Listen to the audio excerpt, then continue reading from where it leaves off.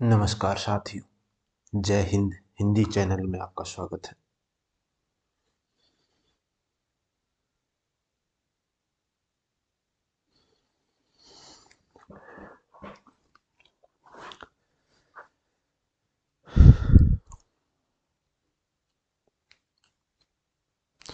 अभी तक हमने जो है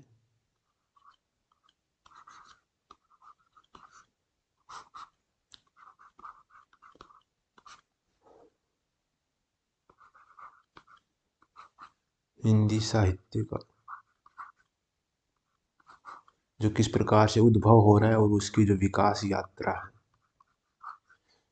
एक एक करके हमने जो वर्णानुक्रम जो गद पहले जो है दो ग्रंथ जो है वर्णानुक्रम पत्ति में लिखे जाते हैं, फिर कालानुक्रम पत्ति पे आता है, फिर जो है रामचंद्र शुक्ल जो है विधेयवादी पत्ति पे जो ग्रंथ लिखते हैं, उसके बाद वैज्ञानिक ग्रंथ लिखे जाते हैं।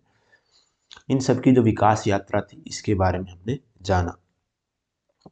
आज हम जो शुरू करने वाले हैं आदिकाल।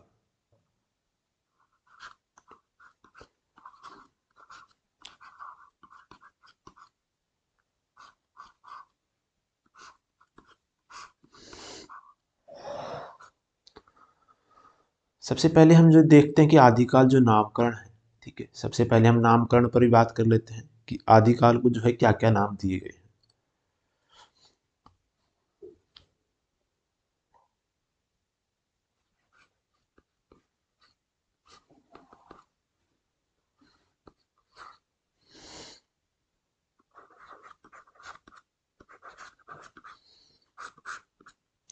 शुक्ल जी ने इसे जो है वीर गाथा काल नाम दिया है।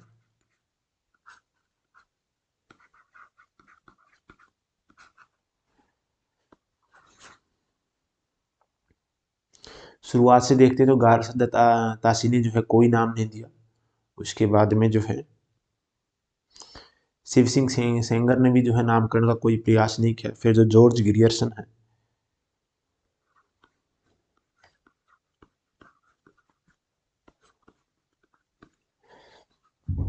चारण काल नाम दिया है।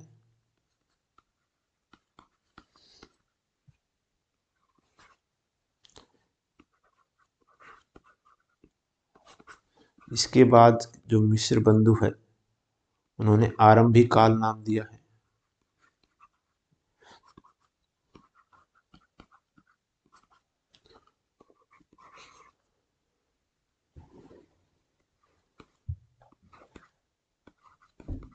फिर गणपति चंद्रगुप्त ने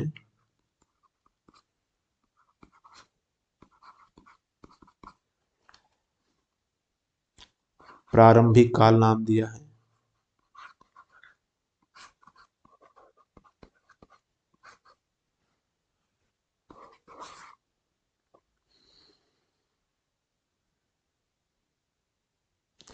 हजारी प्रसाद द्विवेदी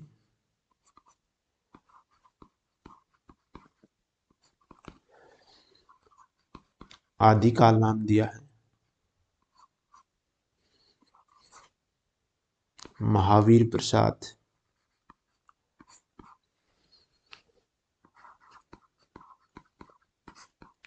महावीर प्रसाद जी ने जो इसको नाम दिया है बीज वपन काल, यानी कि जैसे कोई बीज वपन यानी कि बोना, बीज वपन काल।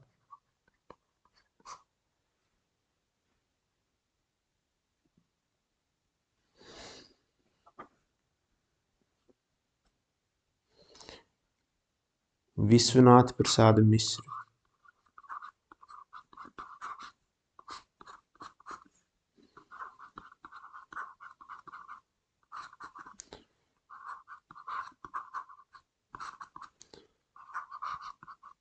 वीर काल। कमल कुल श्रेष्ठ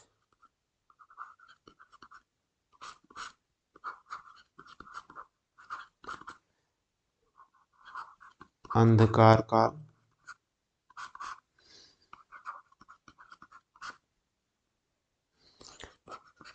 सुमन राजे आधार काल।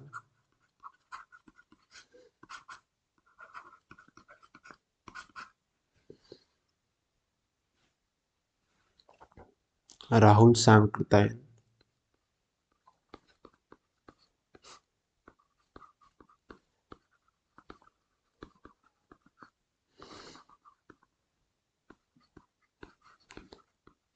सिद्ध सामंत काल।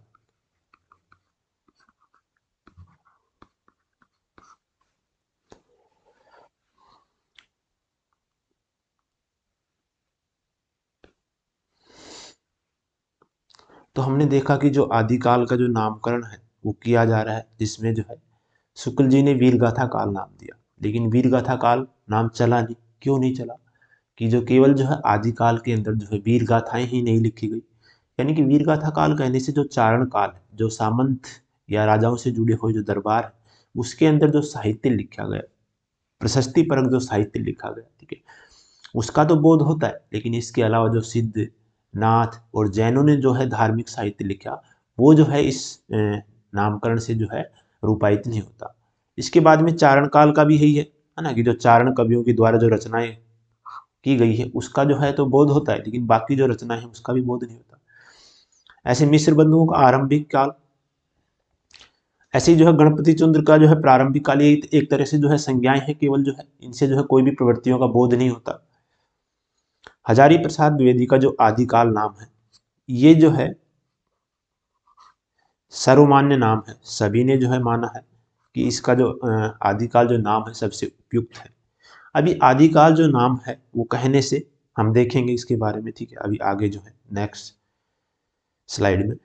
तो जो बीज वपन काल है, बीज वपन नहीं है, ऐसा लग रहा है जैसे बीज बोया ही हो। क्या बीज बोया ही है? इसमें जो है पृथ्वीराज जैसे जो है जो प्रौढ़ जो रचना है हम कह सकते हैं रची गई है।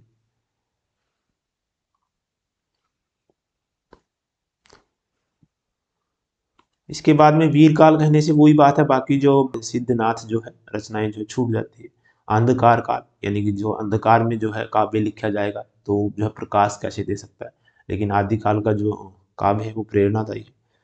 ऐसे आधार काल है। सिद्ध सामंत काल अगर जो है सबसे पहले हम जो उपयुक्त नाम देखते हैं तो वो होता है आदिकाल। और इसके बाद में अगर कोई आदिकाल को हटा करके का अगर हम जो आदिकाल को अगर कोई दूसरा नाम देना चाहें तो वो ठहरता है सिद्ध सामंत काल।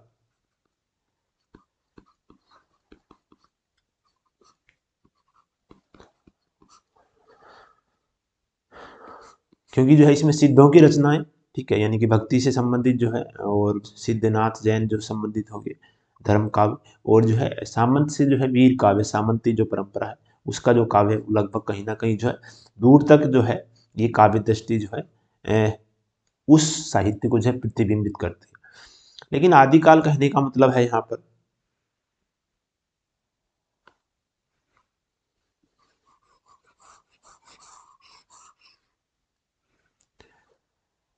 जो आदिकाल जो नाम है,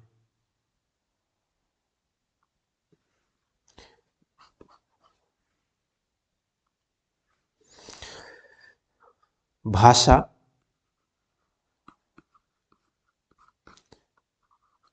शिल्प और संवेदना के क्षेत्र में ये आदिकाल है, यानी कि इसका जो है प्रारंभिक काल है। अब भाषा के क्षेत्र में देखते हैं।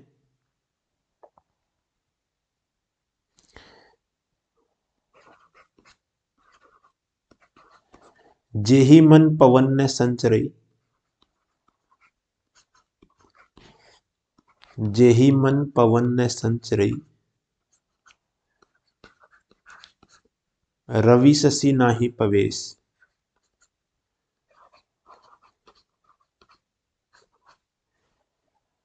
तेहि मन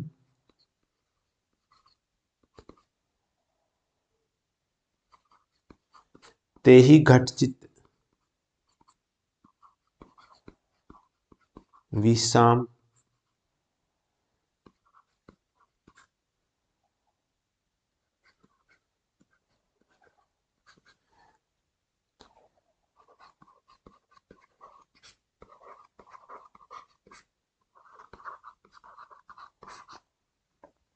तो इसमें देख सकते हैं कि जो है मन,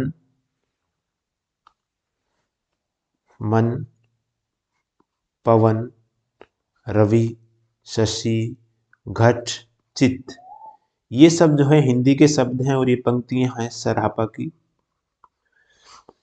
तो इस अपभ्रंश की जो पंक्तियों में देख सकते हैं कि जो है हिंदी का जो स्वरूप है वो उभरने लगता है, कहीं ना कहीं जो है हिंदी शब्दों का यहाँ पर जो है प्रयोग देखने को मिलता है।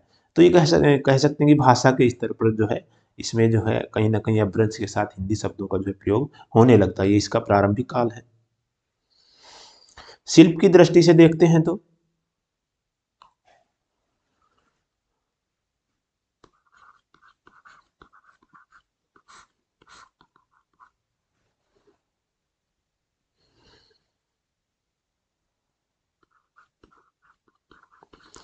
शिल्प की दृष्टि से देखते हैं कि संदेश राशक जैसा खंड काव्य,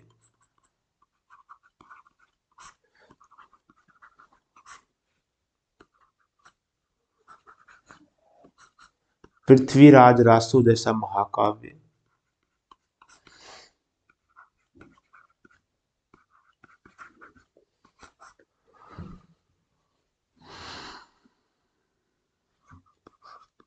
बीसल देव रासो जैसा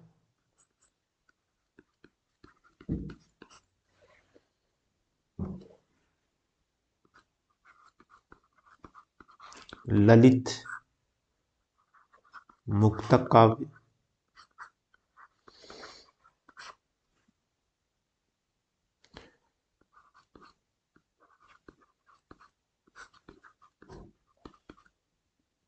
राउल वेल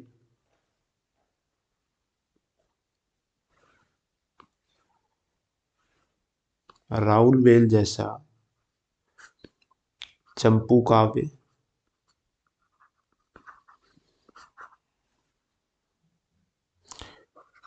उक्ति व्यक्ति प्रकरण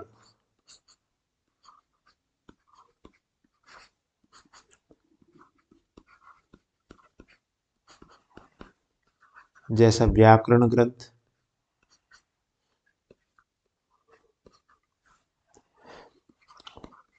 वर्ण रत्नाकर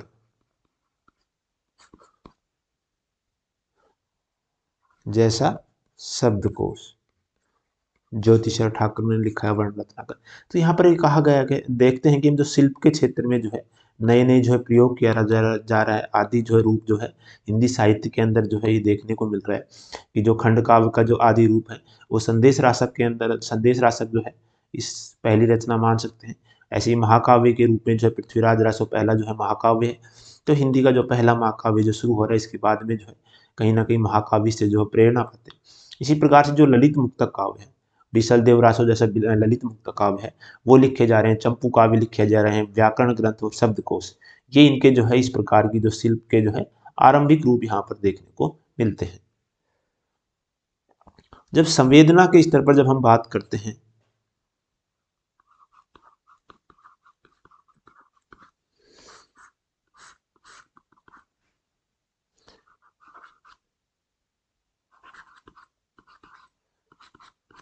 भक्ति, श्रृंगार और जो है वीर परक जो है रचनाएं जो है देखने को मिलती है।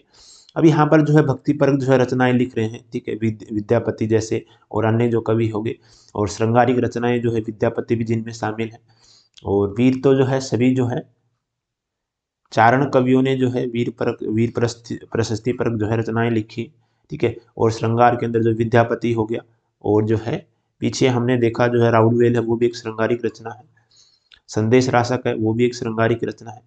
ऐसी जो भक्ति से संबंधित जो है ये रचनाएं जो है ये आदि रूप यहाँ पर हमें देखने को मिल सकता है, और यही जो है धारा जो आगे जाकर के हिंदी साहित्य में पल्लवित होता है भक्ति काल के अंदर और जो है रीति काल के अंदर। तो इस प्रकार से कहा जा सकता है कि जो आदिकाल है वो नाम जो सर्वथा उपयुक्त है।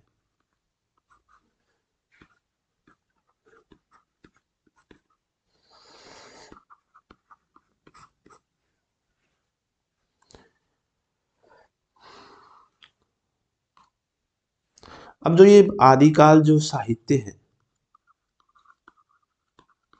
आदिकाल के अंदर जो साहित्य जो लिखा जा रहा है इसकी भाषा है अपभ्रंश।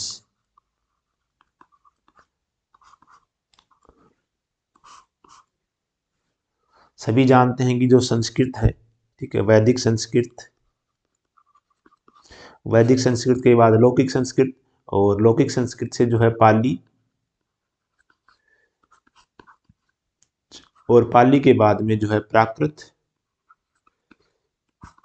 और प्राकृत के बाद में जो है अपभ्रंश, और अपभ्रंश के बाद में अवहट, और अवहट के बाद में जो है हिंदी जो है वर्तमान स्वरूप जो है प्राप्त कर रही है। तो सभी को पता है संस्कृत से जो है निकली है कौन, हिंदी, और जो है इसके बाद में जो है वैदिक संस्कृत, लौकिक संस्कृत के बाद में जो है इसका रूपांतरण पाली के रूप में हो रहा है, फिर प्राकृत, फिर अपभ्रंश और फिर अवहट। इसका जो क्रम है ये भी थोड़ा ध्यान रखेंगे, ठीक है, जब हम जो है भाषा पर जो बात करेंगे हिंदी भाषा का उद्भव और विकास पर, तब जो है इसमें फिर से चर्चा करेंगे। लेकिन ये थोड़ा ध्यान रखेंगे यहाँ पर जो है 2 वर्ण है, ठीक है, फिर इसमें 3 वर्ण हो जा रहे हैं, ठीक है, इधर 4 हो जा रहे हैं, ठीक है, इधर 5 वर्ण हो जा रहे हैं। तो ये कहीं ना कहीं जो क्रम भी थोड़ा ध्यान रखेंगे, ठीक है। ऐसे जो है वैसे याद रहता है, ये सभी को नॉर्मल चीज़ें हैं, ठीक है, लेकिन फिर भी जिसको याद नहीं रहता उसके लिए थोड़ा बताया कि जो है वर्णों का क्रम बढ़ता जा रहा है, इसी संदर्भ में ये क्रम बैठता है, पाली, प्राकृत, अपभ्रंश और अवहट। अब जो आदिकाल की भाषा है वो अपभ्रंश है, और हिंदी और जो अपभ्रंश है,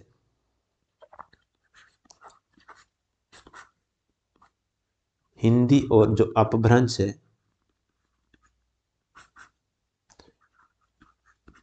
अंतर संबंध,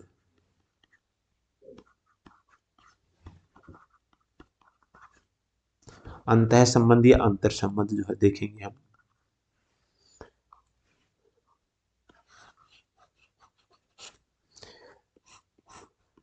कि किस प्रकार से विचार जो है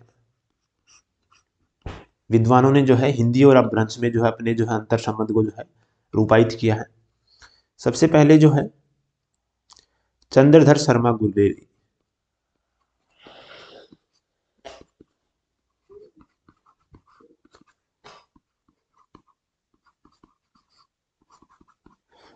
चंद्रधर शर्मा गुलेरी ने जो है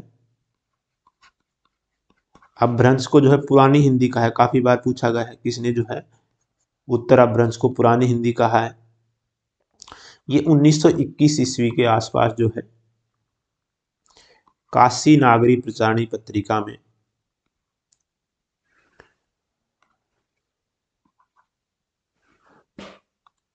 काशी नागरी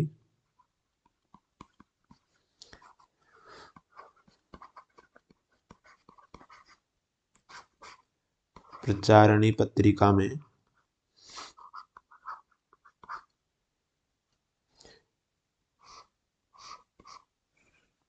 जो है लिख रहे थे। इन्होंने जो अनेक लेख लिखे पुरानी हिंदी पर जो है, और इसमें जो है इन्होंने कहा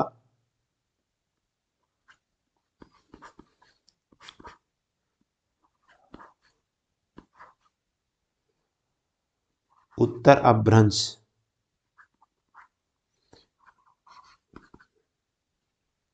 उत्तर अपभ्रंशी पुरानी, उत्तर अपभ्रंशी पुरानी हिंदी है। तो कह सकते हैं जो उत्तर जो है अपभ्रंश को किसने जो है पुरानी हिंदी कहा है, तो गुलेरी जी ने। काफी बार जो है सवाल पूछा गया, और थोड़ा ज्यादा ध्यान रख सकते हैं तो 1921 ईस्वी में जो है ये जो है लेख लिख रहे थे, ठीक है, पुरानी हिंदी के नाम से, और जो काशी नागरी प्रचारणी पत्रिका में छप रहे थे।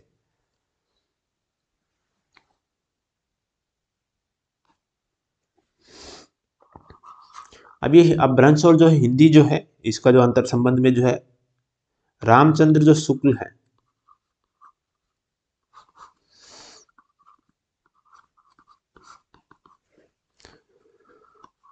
इन्होंने इसे जो है प्राकृताभास हिंदी कहा है।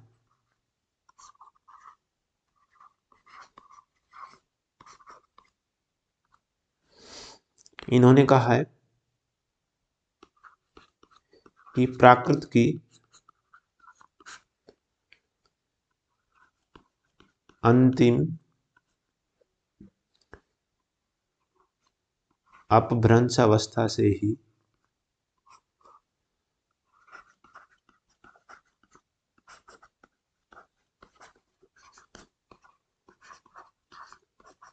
हिंदी का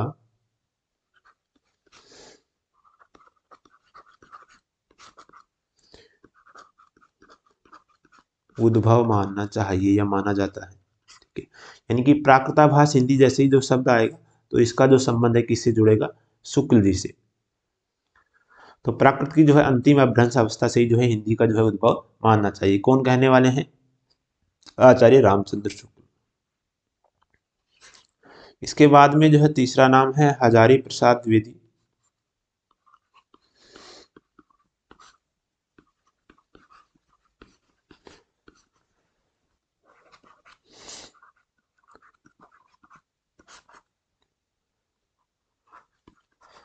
हजारी प्रसाद द्विवेदी कहते हैं कि अपभ्रंश और हिंदी अलग अलग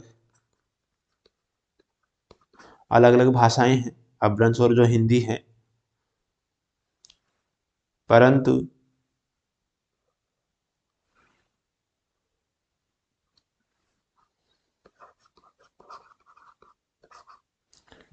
भाषा विज्ञान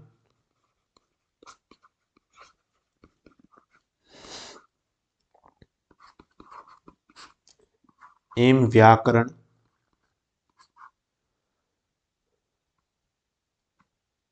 में निकट संबंध है या निकटता है,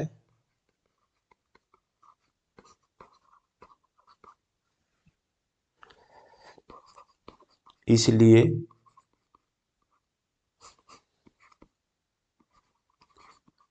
हिंदी में शामिल कर लेना चाहिए। किसको कह रहे हैं? अपभ्रंश साहित्य के बारे में हजारी प्रसाद कह रहे हैं कि अपभ्रंश और हिंदी वैसे तो अलग अलग है, परंतु इसका जो भाषा विज्ञान है और व्याकरण है, इनमें निकटतम जो है संबंध है। जिस प्रकार से जो अपभ्रंश का जो व्याकरण है और उसका भाषा विज्ञान, उसी प्रकार से जो है हिंदी का व्याकरण भी जो है कहीं ना कहीं जो प्राकृत से मिलता जुलता है। इसलिए वो कह रहे हैं कि जो है इसे हिंदी में शामिल कर लेना चाहिए। किसको? जो प्राकृत जो अपभ्रंश का जो साहित्य है।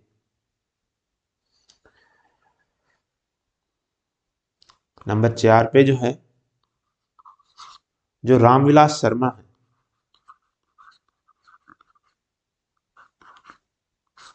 मार्क्सवादी जो विचारक हैं, बड़ा नाम है, सबसे बड़े मार्क्सवादी आलोचक हैं। तो ये कहते हैं कि अपभ्रंश जो और हिंदी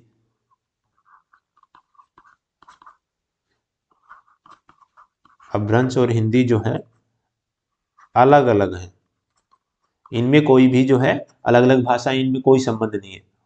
इनका कहना है कि जिस प्रकार से जो है जो संस्कृत है, संस्कृत की जो धारा है लगातार आगे चल रही थी, उसी समय जो हिंदी है, ठीक है, उसका भी अस्तित्व था। ठीक है, उसी की जो है धारा का जो है आज जो हम जो खड़ी बोली जो पढ़ रहे हैं, इसी का सहज विकसित रूप है।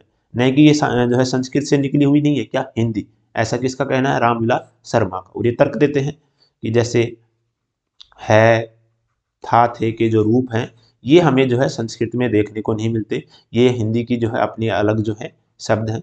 इसलिए जो है हिंदी का जो है अस्तित्व जो है संस्कृत के साथ पहले से ही था, और इसी का जो सहज विकसित जो वर्तमान रूप है आज जो हमें देखने को मिलता है।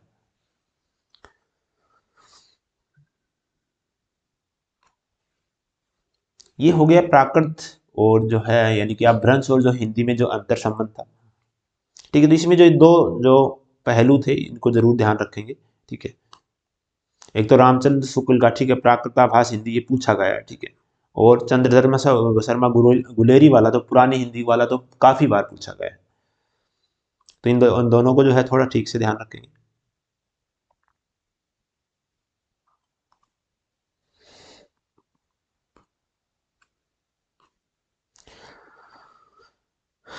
अब जो आता है कि जो है एक प्रश्न पूछा जाता है कि हिंदी में जो सबसे ज्यादा जो साहित्य है,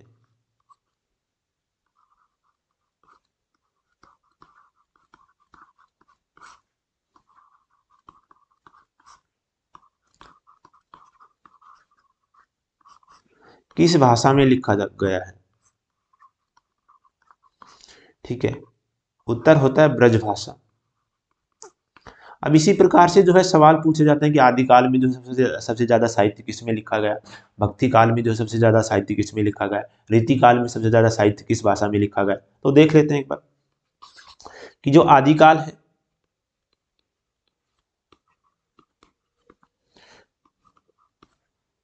आदिकाल में जो सबसे ज्यादा जो साहित्य है वो अपभ्रंश में लिखा गया है। ठीक है, सिद्धों की, नाथों की, जैनों की ये जो भाषाएं हैं ये अपभ्रंश के निकट ठहरती है। और जो चारण कवियों में जो है कई जो रचनाएं हम देखेंगे जो है 4 जो रचनाएं हैं वहां पर जो रामचंद्र शुक्ल जी ने गिनाए हैं अपने साहित्य के अंदर, वो 4 रचनाएं अपभ्रंश के अंदर आती है। कुछ 8 जो रचनाएं उन्होंने जो है देसी भाषा के अंदर रखी, वो हम आगे बात करेंगे। इसके बाद में जो भक्ति काल है,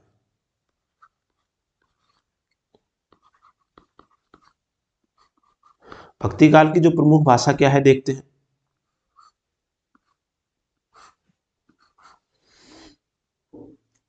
जो संत काव्य है इसमें है दो धाराएं चलती, सगुण और निर्गुण, फिर उनको दो दो में बांटा गया है, ठीक है। संत सूफी काव्य और राम काव्य और कृष्ण काव्य, इनकी भाषाएं देखते हैं हम क्या क्या है। जो संत काव्य है, ठीक है, इसकी भाषा तो सदुक्कड़ी है, और सदुक्कड़ी का मतलब सभी जानते हैं कि मिक्स, ठीक है। इसमें अवधी, ब्रजभाषा, राजस्थानी, गुजराती, ठीक है, उसका आसपास की जो भी पंजाबी वगैरह इन सब के शब्द जो है मिक्स मिलते हैं इसमें। लेकिन जो सूफी काव्य है उसकी भाषा है अवधी, अवधी भी कैसी, ठेठ ग्रामीण अवधी। लेकिन जो राम काव्य है इसकी भाषा भी अवधी है, लेकिन इसकी अवधि कैसी है, साहित्यिक भाषा है। और कृष्ण काव्य की जो है ब्रज भाषा है, ठीक है। तो हम देख सकते हैं कि जो है इसमें तो जो है इससे तो कुछ डिसीजन हो ही नहीं रहा है, इसमें तो सभी जो है भाषाएं बराबर रूप से शामिल हो जाती है। अब बच रहा है ये दो रूप, है ना। यहाँ पर जो है लगभग जो है हम 25-25% माने चारों का 100% के लिए, तो लगभग जो है 50% जो है साहित्य इसके अंदर आ रहा है, ठीक है, और 25% इसके अंदर, ठीक है। अब इसमें से हम जो है 10% साहित्य भी अगर ब्रज अवधि का मानते हैं, ठीक है।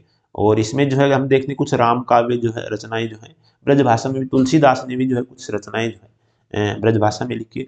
तो हम अगर यहाँ पर 45% के आसपास भी मानते हैं, ठीक है, 10% इधर से भी लेते हैं, तो 45 यानी कि 50-55% के आसपास जो है जो रचनाएं हैं, ठीक है, वो कितने इसमें लिखी जा रही है, भक्ति काल में। तो भक्ति काल की जो भाषा है, ठीक है, यानी कि 50% तो ये 10% ही है, यानी कि जो है कहीं ना कहीं जो है इसका प्रतिशत ज्यादा हो रहा है, ठीक है, क्योंकि जो ब्रज भाषा ये तो 25 ही रहेगी, ठीक है। तो ये जो लगभग जो है हम कह सकते हैं 55-60 तक चली जाएगी, 55-60 से प्रतिशत से ऊपर ही जाएगा किस अवधि भाषा का। भक्ति काल के अंदर जो है अवधि भाषा का जो है वर्चस्व है। तो भक्ति काल की प्रधान भाषा क्या होगी, अवधि। और जो रीति काल है उसकी भी प्रधान प्रधान भाषा क्या है, ब्रज भाषा। और इसमें जो है लगभग 95% साहित्य जो है ब्रज भाषा के अंदर हमें देखने को मिलता है। नंबर 4 पे जो आधुनिक काल है,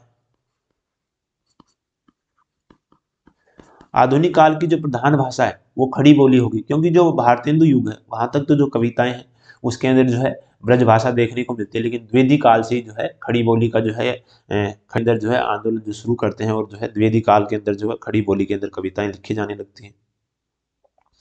तो यहाँ पर जो है खड़ी बोली होगी, क्यों, क्योंकि जो है द्विवेदी काल हो गया, फिर जो है छायावाद, प्रकृतिवाद, प्रयोगवाद, आगे जो भी जो है कविता, साठोत्तरी कविता, समकालीन कविता, सभी जो है खड़ी बोली के अंदर लिखी जा रही है, केवल जो है भारतेंदु युग को छोड़ करके। अब जब यहाँ पर हम देखते हैं, ठीक है, इन सभी चारों परंपराओं के अंदर देख रहे हैं, तो आदिकाल की तो अपभ्रंश होगी, लेकिन भक्ति काल के अंदर जब हम देखते हैं तो जो है यहाँ पर अवधि है। लेकिन जैसे ही जब भक्ति काल जो है पूर्व जो है ऐसे पूछा जाए कि मध्यकाल की भाषा क्या है, मध्यकाल की जो प्रधान भाषा तो भी जो है क्या होगी, ब्रज भाषा। लेकिन केवल भक्ति भक्ति काल की पूछी जाती है तो हम कह देंगे कि जो भाषा क्या है, अवधि प्रधान भाषा। लेकिन जब पूरे संपूर्ण की बात की जाए या मध्यकाल की बात की जाएगी तो क्या आएगी, ब्रज भाषा। क्यों, यहाँ पर देख रहे हैं ब्रज 25 है और यहाँ पर फिर 95 के आसपास आ रही है, ठीक है। और फिर भारतेंदु जो है युग के अंदर भी जो है ब्रज भाषा आ रही है। मध्यकाल की, पूरे मध्यकाल की बात करेंगे तो ब्रज भाषा आएगी, ठीक है, भक्ति काल और रीतिकाल। भक्ति काल को पूर्व मध्यकाल कहते हैं और रीतिकाल को उत्तर मध्यकाल, है ना। तो मध्यकाल की जब बात होगी तो भी जो है इसकी भाषा क्या होगी, ब्रज भाषा, ठीक है। लेकिन भक्ति काल की पूछेंगे तो अवधि, और रीतिकाल की पूछेंगे अलग से तो ब्रज भाषा। और संपूर्ण साहित्य में जो है हिंदी में जो है सबसे ज्यादा ब्रज भाषा हमने देखी, कैसे कि जो भारतेंदु युग हो गया, रीतिकाल हो गया, और भक्ति काल में जो हम देखते हैं तो सबसे ज्यादा जो साहित्य वो ब्रज भाषा में होता है। तब अब जो है आदिकाल है, इसके अंदर आते हैं अपभ्रंश जो है यहाँ पर जो है इसकी भाषा है।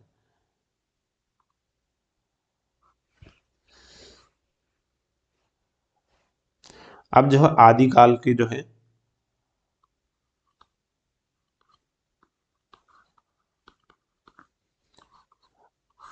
आदिकाल का जो प्रारंभ है ना, जो विद्वान यहाँ पर हम लिख देते हैं,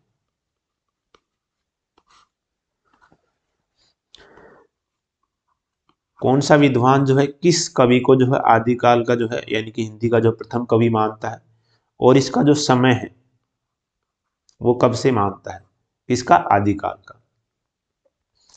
तो सबसे पहले हम देखते हैं कि जो है गारसदा तासी ने तो इस बारे में कुछ कहा नहीं। उसके बाद जो शिव सिंह सेंगर है,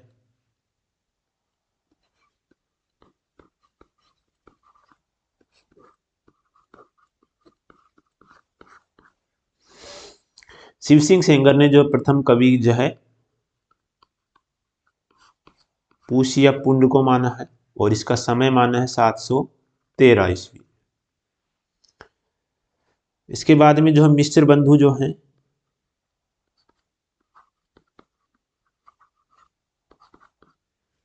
मिश्र बंधुओं ने जो है प्रथम कवि की चर्चा तो नहीं की, लेकिन उन्होंने जो समय है 643 ईस्वी जो है माना है।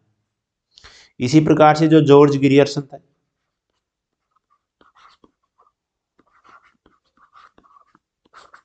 उन्होंने भी जो है प्रथम कवि के बारे में तो कुछ नहीं कहा, लेकिन जो है हिंदी साहित्य का जो प्रारंभ है वो 643 ईस्वी के आसपास मानते हैं।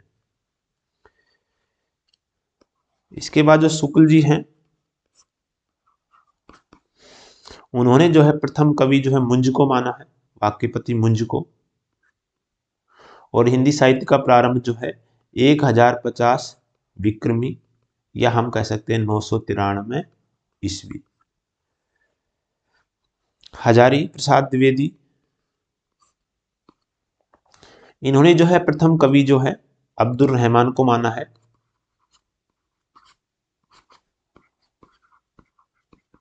जिनकी रचना कौन सी, संदेश रासक पहली रचना मानी। और इन्होंने जो समय है 1000 ईस्वी से माना है प्रारंभ हिंदी साहित्य का, लेकिन इन्होंने जब वास्तविक प्रारंभ की बात की है वो भक्ति काल से की है।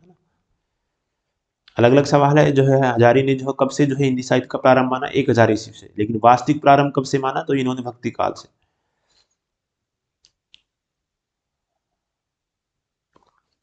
राम कुमार वर्मा,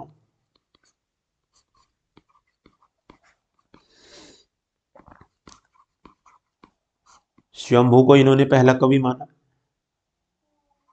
और 693 ईस्वी जो है प्रारंभ माना हिंदी साहित्य का। राहुल सांकृत्यायन,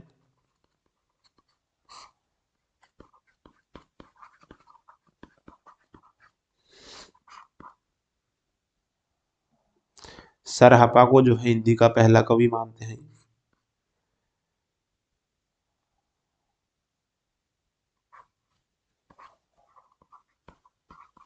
और इसका जो समय है वो है 769 ईस्वी।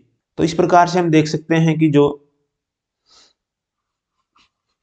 ये विद्वान है, ठीक है, ये विद्वानों के नाम हो गए। इसने जो शिव सिंह सेंगर है, इन्होंने पूछी या पुंड को जो है पहला कवि माना है, और इसका समय है 713 ईस्वी, यानी कि जो ये प्रारंभ का समय है, ठीक है, ये कवि का समय नहीं है, उसी के साथ जो है प्रथम कवि मान लेते हैं, उसी से जो है हिंदी साहित्य का प्रारंभ भी मानते हैं। तो पुष्य पुंड का समय इन्होंने 713 ईस्वी बताया, और इसी के साथ जो हिंदी साहित्य का प्रारंभ बता देंगे, क्योंकि हिंदी साहित्य का जो प्रारंभ है वो 713 ईस्वी से होता है। और जो मिश्र बंधु है, इन्होंने जो है 643 ईस्वी से जो है हिंदी साहित्य का प्रारंभ माना। ऐसे जॉर्ज ग्रियर्सन ने भी सेम जो है समय माना है। शुक्ल जी ने जो है वाक्यपति मुंज को जो है पहला कवि माना है, और 1050 विक्रमी यानी कि 993 ईस्वी से जो है हिंदी साहित्य का प्रारंभ माना है। हजारी ने जो है अब्दुल रहमान, और इनकी जो रचना है वो है संदेश रासक, और 1000 ईस्वी से जो हिंदी का प्रारंभ माना है हिंदी साहित्य का। रामकुमार वर्मा ने जो है शंभू को जो है प्रथम कवि और प्रारंभ 693 से। राहुल सांकृत्याय ने जो है सरहप्पा को माना है और 769 ईस्वी।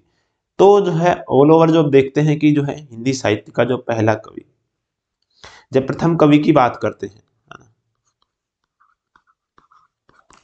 तो वो कौन होगा, सरहप्पा, सर्वमान्य है, ठीक है। ये क्या है, सर्वमान्य है, या फिर राहुल सांकृत्यायन के मत से पूछे, सर्वमान पूछे तो सरहप्पा, ठीक है। जेही मन पवन ने संचरी, हमने पीछे इनका जो पद देखा था, जेही मन पवन ने संचरी,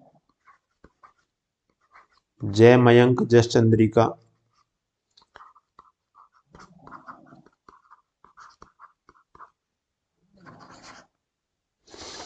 परमाल रासु,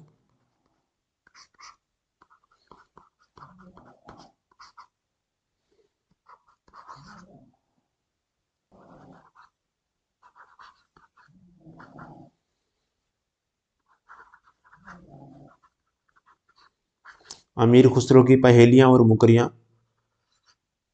और विद्यापति की पदावली। ये इनका क्रम भी है, ठीक है, इसको थोड़ा ध्यान रखेंगे। यही इनका क्रम है। विजयपाल रासु, ठीक है, अमीर रासो, कीर्तिलता, कीर्ति पताका, इधर से जो है कुमार रासो, बिसलदेव रासो, पृथ्वीराज रासो, जयचंद्र प्रकाश, जयमंग जस चंद्रिका, पृथ्वीराज परमाल रासो, और अमीर खुसरो और विद्यापति की रचनाएं।